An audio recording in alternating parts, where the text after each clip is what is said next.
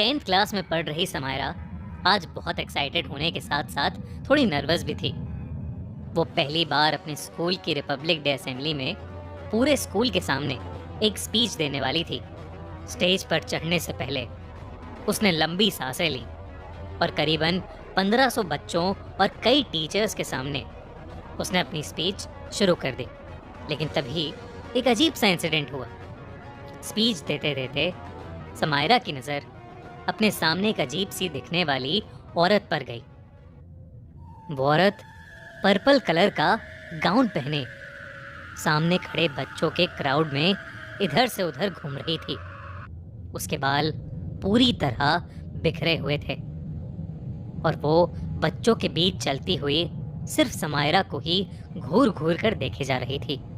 समायरा को ये बात बहुत अजीब लगी, पर एक स्टूडेंट होते हुए उसे अपनी स्पीच हर हालत में परफेक्टली बोलनी थी, तो उसने उस औरत को इग्नोर करना ही बेहतर समझा। समायरा की स्पीच लगभग 5 मिनट तक चली और वो औरत उसे बस घूरती रही। जब समायरा स्पीच खत्म करके स्टेज से नीचे गई तो वो औरत उसे कहीं दिखी ही नहीं। उसको ये बात बहुत अजीब लग रही थी। समायरा ने किसी से उस बारे में बात तो नहीं की, पर स्कूल से घर आते हुए समायरा के दिमाग में उसी औरत का वो भयानक चेहरा घूम रहा था। कुछ देर चलने के बाद समायरा को लगने लगा जैसे कोई उसका पीछा कर रहा है। उसने कई बार मुड़कर पीछे देखा, पर उसे वहां कोई नहीं दिखा। समायरा को लगा कि शायद ये सब उसका वहम है, तो वो चिंता छोड़कर रोड क्रॉस करने लगी।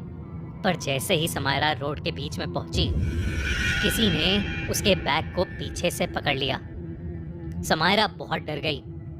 उसने पीछे मुड़कर देखा तो उसकी रूह कांप उठी। उसके पीछे वही पर्पल गाउन वाली औरत उसके बैग को पकड़कर खड़ी थी और उसे घूरते हुए मुस्कुरा रही थी। समायरा मदद के लिए जोर जोर से चीखने लगी, पर आसपास कोई भी नहीं था। इतने में रोड पर तेजी से एक ट्रक समायरा की तरफ आने लगा। समायरा उस ट्रक को देखकर और जोर से चिल्लाने लगी। वो उस औरत से अपनी जान की भीख मांगने लगी। वो ट्रक समायरा से टकराने ही वाला था कि तभी उस औरत ने समायरा का बैग छोड़ दिया और समायरा रोड के दूसरे कोने पर जा गिरी। समायरा की आंखों के सामने वो ट्रक उस औरत के शरीर से आर पार हो गया था। लेकिन होश उड़ा देने वाली बात तो ये थी कि वो औरत अचानक से गायब हो गई थी। समायरा बहुत घबराते हुए अपने घर पहुंची। रोड पर गिरने की वजह से उसकी स्कूल ड्रेस गंदी हो चुकी थी। उसने अपनी मम्मी को सब कुछ बताया, पर उसकी मम्मी ने उसकी बात पर विश्वास ही नहीं किया। उन्हें लगा कि समायरा किसी से लड़कर आई है, जिसकी वजह से उसके कपड़े गंदे हैं और वो ऐसे ही झूठ मूठ की कहानी बना रही है। समायरा पूरे दिन काफ़ी परेशान थी और उस रात वो बिना खाना खाए ही सो गई थी। अगले दिन 26 जनवरी थी। समायरा अब बेहतर महसूस कर रही थी और साथ ही हर साल की तरह टीवी पर परेड देखने के लिए वो बहुत एक्साइटेड थी।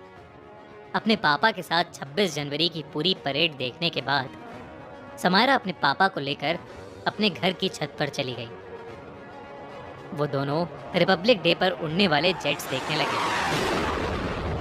काफी देर तक उन जेट्स को एंजॉय करने के बाद समायरा की नज़र अपने सामने वाले घर की छत पर पड़ी और उस छत पर उसे वही पर्पल गाउन वाली औरत खड़ी हुई दिखाई दी। इस बार उसे देखते ही समायरा को दौरे पड़ने लगे और वो छत पर ही गिर गई। उसके पापा ये देखकर थोड़ा घबरा गए और समायरा को सीधा हॉस्पिटल ले गए। कुछ घंटों की ट्रीटमेंट के बाद समायरा नॉर्मल हुई और उसने अपनी फैमिली को फिर से उस पर्पल गाउन वाली औरत के बारे में बताया।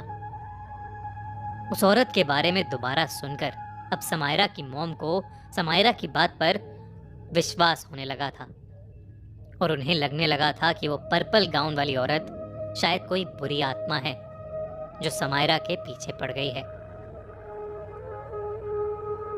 समायरा उसी दिन घर वापस आ गई थी। उस रात वो अपनी मम्मी के साथ ही सोई। अगले दिन की सुबह समायरा को स्कूल के लिए तैयार करते हुए समायरा की मॉम की नजर समायरा के पैर में बंधे एक पायल पर गई।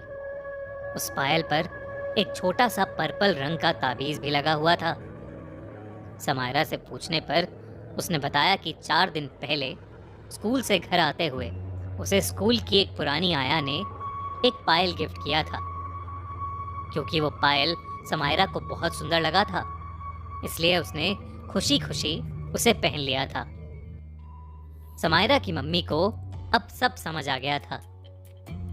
उन्होंने तुरंत ही उस पायल को समायरा के पैर से उतारने की कोशिश की, लेकिन उसे हाथ लगाते ही उन्हें अपने बाईं ओर वही पर्पल गाउन वाली औरत दिखी। और इस बार वो औरत समायरा की माँ को बेहद गुस्से से देख रही थी। उसकी भयानक शक्ल देखकर समायरा की मॉम ने जल्दी से उस पायल को उतारा और अपने घर की बालकनी से नीचे फेंक दिया। नीचे गिरकर उस पायल पर लगा वो ताबीज भी टूट गया और वो औरत उनके सामने ही जलने लगी। ये देखकर समायरा और समायरा की माँ के होश उड़ गए थे। इसके बाद समायरा की माँ उसे लेकर स्कूल चली गई ताकि वो स्कूल की उस आया से मिल सके जिसने समायरा को वो पायल दी थी। जब वो स्कूल पहुंचे तो पता चला कि उस आया को मरे हुए 30 साल से ऊपर हो चुके हैं। स्कूल की पुरानी फोटोज मिली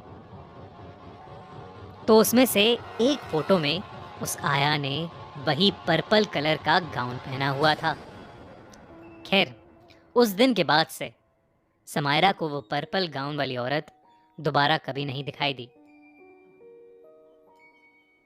कैसी लगी आपको ये कहानी? क्या आपको भी कभी